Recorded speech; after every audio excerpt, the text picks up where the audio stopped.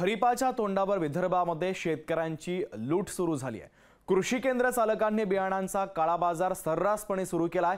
हव्या त्या बियाणांची पिशवी जवळपास दुप्पट किमतीने विकली जाते आहे आणि या लुटीच्या विरोधात शेतकऱ्यांमध्ये आता संतापाची लाट पसरलेली आहे। सविस्तर पाहूयात।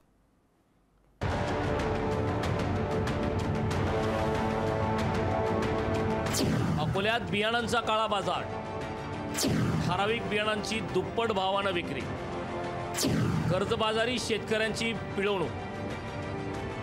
खरीप हंगामासाठी बियाणे खरेदीसाठी लागलेली ही रांग पहा। अकोला जिल्ह्याप्रमाणे थोड्याफार फरकाने विदर्भातल्या जवळपास प्रत्येक जिल्ह्यात सध्या हे चित्र आहे। कर्जबाजारीपणा, नापिकीने गाजलेल्या शेतकऱ्याला आता रांगेत उभं राहावं लागतंय।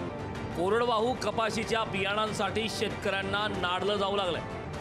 864 रुपयांची कपाशीच्या बियाणांची बॅग कृषी केंद्र चालक 1400 रुपयांना विकतायत। शिवाय काही ठिकाणी बियाणांसोबत अनावश्यक खताच्या पिशव्याही शेतकऱ्यांच्या माथी मारल्या जात आहेत। या बियाण्याचा खूप मोठ्या प्रमाणात कृत्रिमरित्या टंचाई निर्माण केला जात आहे आणि शेतकऱ्यांना 800 रुपयाचं पाकिट दोन अडीच हजार रुपयाला या ठिकाणी देण्यात येत आहे।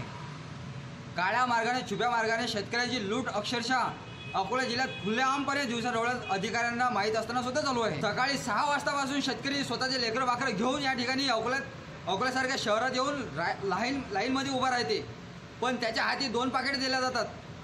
शेतकऱ्याला जे हवं आहे ते बियाणे या ठिकाणी दिले जात नाही। हा अक्षरशः शेतकऱ्यांचा छळ आहे। कृषी विभागाने यावर उपाययोजना न केल्यास पुढच्या 8 दिवसात आक्रोश आंदोलन करण्याचा इशारा शेतकरी संघटनेने दिलाय।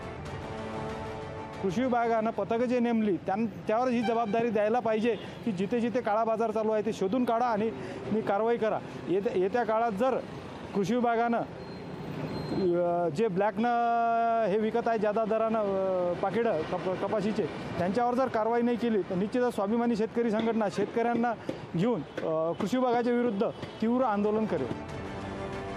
शेतकऱ्यांच्या अज्ञानाचा फायदा घेऊन बँकवाले नडत होते, सावकार छळत होते, त्यात आता कृषी केंद्र चालक ही शेतकऱ्यांना लुटू लागल्यानं संतापाची लाट निर्माण झाली। अमोल नांदुरकर, लोकशाही मराठी, अकोला। लोकशाही मराठी ऐका, पहा, जागरूक रहा।